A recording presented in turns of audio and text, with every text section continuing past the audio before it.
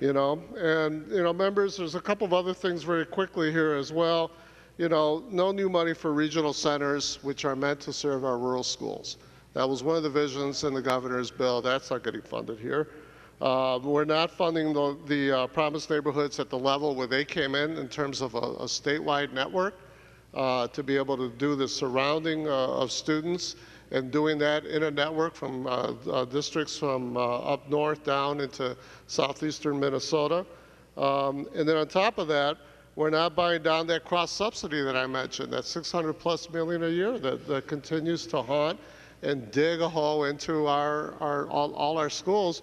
We're not doing anything with that in this bill. And we're not doing that 7-year on the EL funding.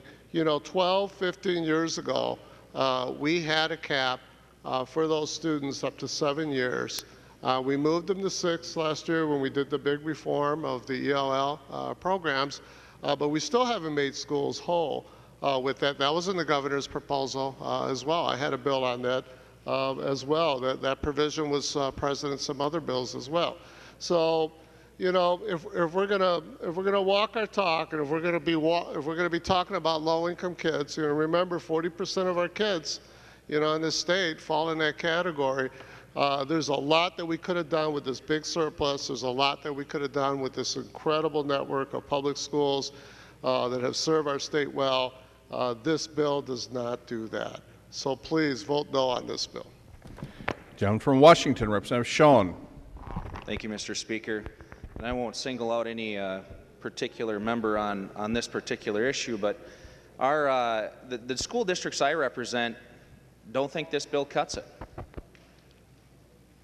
Hastings, District 833 in South Washington County, South St. Paul, it's not enough. Teachers are going to get laid off, and the kids are going to suffer because we're going to cram more in a classroom.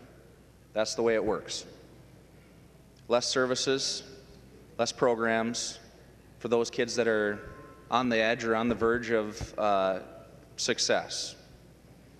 But I kind of want to make sure that you all understand that there's several new members on the GOP side that told their constituents when they were running for office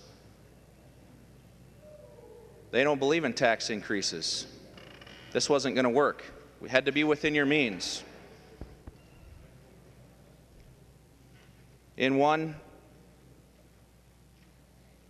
of you members stated that your opponent believed that revenue enhancements or tax increases are needed to cover the additional spending lawmakers believe is needed. And you